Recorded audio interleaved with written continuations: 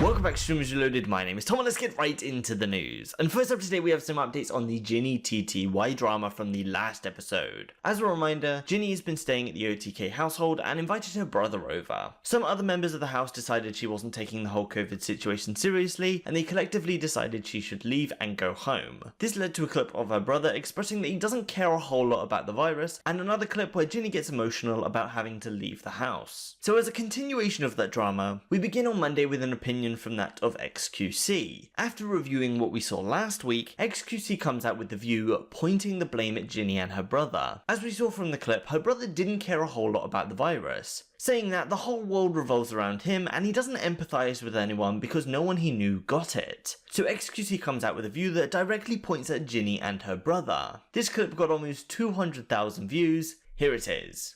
Extremely responsible for some of the streamers is to say some of this that we're saying while living in Texas. Out of any place on Earth or in the United States, in Texas, which is like one of the worst case rates out there, the craziest people, fucking everybody's fucking dying down to a crisp. Like, oh my dude, but I want to go outside and have some fun. You mother. What is wrong with you, man? Then following on upon leaving, which is where we're now on Tuesday, Mizkif went live with Jinny to say that Mizkif doesn't want anyone to send hate to her. And that's why I went live. I don't want anyone to hate on Jenny. She should be 6 feet away from you. But I don't want anyone to be away from her or hate her.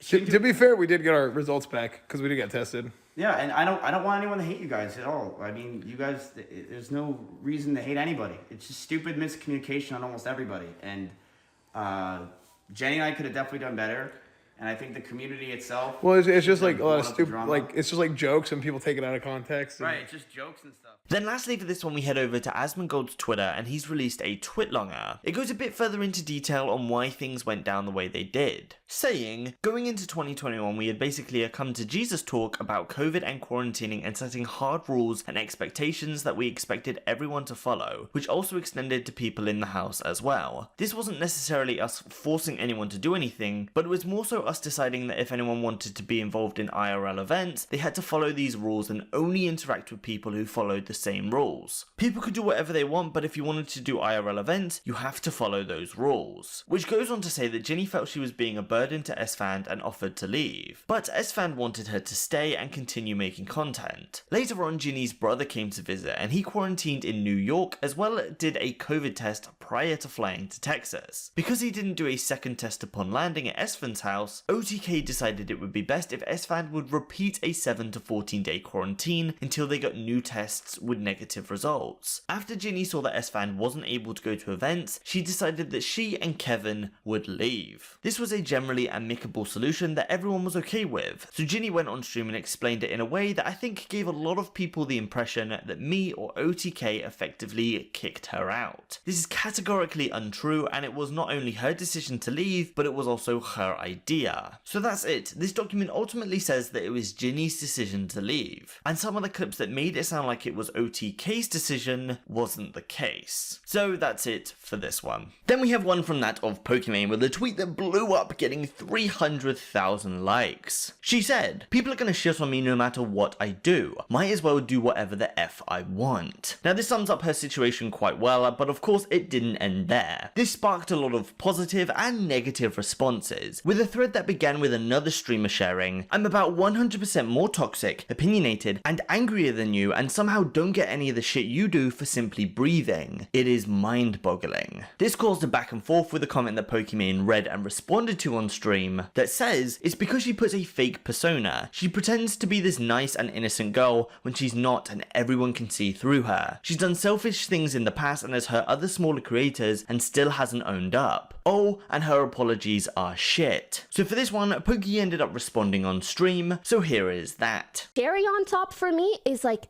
not only are you going to summarize my existence to every time you're nice, it's just fake, and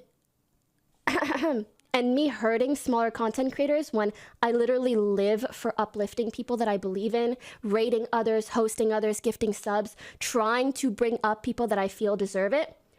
But the cherry on top is it doesn't even matter if I ever apologize for anything, because then people are just gonna say the apology's bad.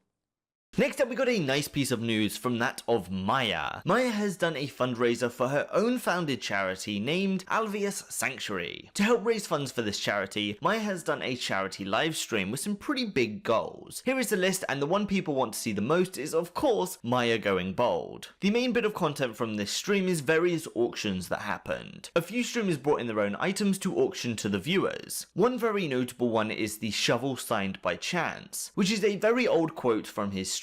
This shovel, Soda bidded on himself at $31,000. This became a bit of a back and forth, and Soda got frustrated and gave up the bid. He believed the people were outbidding him just so Soda would pay the most for his own shovel. It's gonna be the fucking Esfand with 3101! No. No. Chance, you pussy. Oh my god. Oh my goodness. Take it. Take it. Take it. Wow. There's I don't even want to hold this. no anymore. way It's he's like actually buying that. There's no way. tainting it. No, he's full of shit. I'm not gonna join this battle for you. Nope, not doing it. Dumb. I'm not doing it. I'm actually not doing it. Nope, good luck. Have fun. I don't know if he was thinking, I'm gonna top him by $1, and I'm sure I'll make him pop out. Nope, nope, take it. All yours, congrats. Like, look, I'm poor. Oh god, I'm so poor. I'm so dang it. Let's reiterate. Man, the shovel why? is not actually gold. This led on to a bit of a joke that was, Soda is poor because he lost the auction. It was made fun of on Twitter, and even a copy pasta was created, which said, okay, I'm out, I lose, I am poor and a loser. I am a failure in every way and no one loves me. I'm worthless, I am pathetic. I give up, Esfand has defeated me. I accept my loss and surrender with honor and dignity. Forgive me. As it turned out, that whole pumping the price up thing actually happened. As we saw in that tweet from Mizkif, he said it's his shovel, which as an update, the original plan was that Esfand and Mizkif were going to pay half each. But that plan got cancelled, and Mizkif ended up taking the auction for $31,000. So as a continuation clip, after Soda lost, he was being called poor. So we have a clip with 109k views with his response to these comments. That's a fake Don't- bid from Soda. Oh my god. So low. At 35 grand, it's Are you fucking stupid? Are you some form of dumb as dirt? Oh, look at him. Mark. He damn well knows the stupid words coming out of his mouth make zero goddamn sense. $35,000 fucking dollars, mother bitch. You're not even donating your own goddamn shit. I don't. Oh, now I'm. Ludwig literally went live just to do a stream called Buying an Hour with Shroud. He literally went live for an hour just to do this. Is Soda out? Yes, I'm out. F you stupid bitch. He's watching me. Poor. So this was another big auction, which also leads into another notable situation, that being bidding for an hour with Shroud. Soda in that clip stopped at $35,000, and Mizkif and Ludwig made fun of that. So also coming off this one, Ludwig won the hour with Shroud, paying $53,000, which is where we follow on to another bid called an hour with Esfand, which Shroud bidded on and won, paying $11,000. So here Ludwig ended up paying $53k to spend an hour with Shroud, and Shroud paid $11k to play with Esfand for an hour, which of course got made fun of by Esfand, which Ludwig reacted to. So here we have two clips, first being Esfand's realization, and later Ludwig reacting to a tweet Esfand made about those two auctions. Ludwig paid so much to hang out with Shroud while Shroud is paying money. Shroud. Dude, Ludwig paid $53,000 to hang out with Shroud, whereas Shroud paid $11,000 to hang out with me. $11,000 to AvaGG Ludwig! so that he can have a That date is with so Esfand. funny, dude. Esfand, Hey, what is this? okay. When A minute Shroud, on the clock to put in your entry bids for this item. If you want to bid on well, this okay, item, that'll be up on screen soon if it's not $11,000 actually- to hang out with. If it's not yet up on screen. Very close to the live swap here, people. Yeah, and very close to shaving my head also. Oh, dude.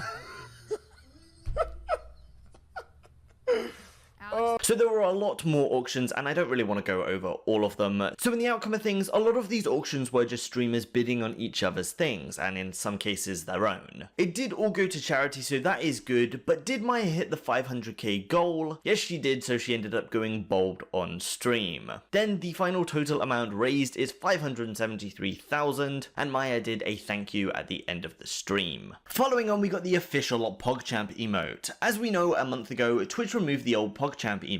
Due to its popularity, the emote had to be replaced, and after some suggestions from the community, Twitch decided to roll out a different Pogchamp emote every day, and in total there was 35. The original idea was that there would be a database of Pogchamps, and each time the emote was used, it would randomly pick one. It appears Twitch have decided to scrap that idea now and instead focus on just one emote. This was even pointed out in response to the announcement, with Dan's Gaming saying, "This is not the idea that Day9 TV wanted for this. This will just be a popularity contest with the largest streamer winning. We wanted the Pogchamp to be a different emote every time it was typed to simulate a crowd cheering." Then we had another opinion saying, "Honestly, I love the idea of Pogchamp consisting of a pool of Twitch streamers and having a different one every time it was typed. Not a fan of it turning into a popularity contest." And this actually seemed to be the case. We even here had TSM Myth starting the hashtag Myth for Pogchamp, of course trying to make himself the permanent Pogchamp emote. But as it turned out, Myth wasn't even an option, even though he was one of the 35. It came down to two emotes which the whole of chat got to pick between Komodo Hype and Umino Keiju, which by a landslide Komodo Hype won and is now the official Pogchamp emote. Twitch also released a short video after this winner was picked, so here's a short snippet of that.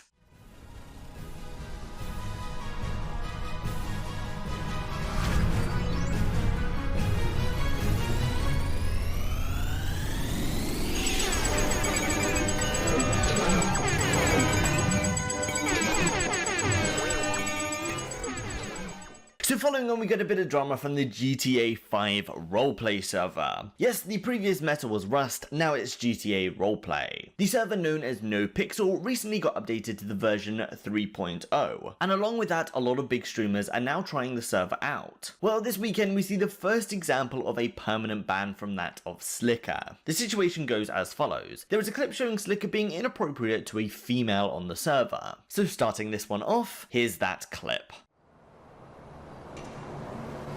Did you bump your head? Are you alright? Oh, I am perfectly okay. Yeah, I don't think so. You're displaying behaviors that are very erratic and could be harmful to yourself and others. Can I speak to you privately? I mean, there's no one around. Well, I'm privately in my room. That's inappropriate, Sorry, and you should not be talking to women that way. I do apologise, that's the last time I'm gonna ever say that again. If I find out that you're talking like this again to other women, we're gonna have a problem. Wow, that sounded so hot. You turned me on, actually. It's inappropriate. Stop. Yeah, Stop. Just say yes. I'm sorry. Yep. You can continue the conversation without being a pig. True. You're right. You're right. People like that are definitely creeps, and I do apologise. Yes. I have a cousin called Tito, the absolute pedo, in England. So it's unclear whether this is the exact reason that got Sliker banned, but it is an example. Then, at a relatively random time, on Sliker's next stream, he got kicked from the server, and then upon trying to reconnect, he got the banned message from the server. After this, we head over to Twitter, and Sliker released a twitlonger that reads as an apology. He says, "I've been thinking over what I did and looking back at the clips, both what I did in NoPixel and what I said afterwards. I'm sorry to the server mods and the community for how I acted. When I saw the ban, I was angry that anyone would ban me and assume I am a harasser, because I would never want to make a woman feel uncomfortable. But looking back at everything, I know I overreacted and see my behavior in game has showed the opposite. I'm sorry for what I did and said afterwards." So it goes further, but that's the general gist. It's an apology. And that's what we follow on, and we have the NoPixel server owner, Koil, talking about the server bans, where he says that he believes this sort of harassment in game is just low effort RP, and it doesn't belong on the server. Why is Sliker banned? I'm pretty sure it's just in the ban message why he's banned. He's clearly not respectful of our community, and it's you know, something we don't need, so why deal with it? Pretty simple, to be honest. You got given an opportunity to come on the server after being, you know, pretty much removed in 2.0. And then he wants to sit there and meme about our stance on, you know, people being harassed and annoyed in roleplay. So, whatever, dude. Go play on fucking SVRP or some shit with the other degenerates. So a final point to make, we then come onto a clip from just a couple hours ago. Sliker once again apologized on stream and goes on to say that he believes he is being used as an example for other streamers thinking of behaving this way. So lastly for this one and the last one for today's video, here is that clip. I want to say something about the admins. I feel like it was unfair, and I feel like you guys used me as an example to other streamers to warn you out there. That's because I didn't get no warning, man. So I feel like you guys used me as an example instantly to be like, listen, this guy's banned, so make sure no one else does this, because then you're gonna get banned. So it made the other streamers more scared. That's what I felt like. And so that's where I'm going to end today's video. If you enjoyed today's video, please leave a like, it really does help. I want to thank you all for watching as normal, and I hope to see you in the next one.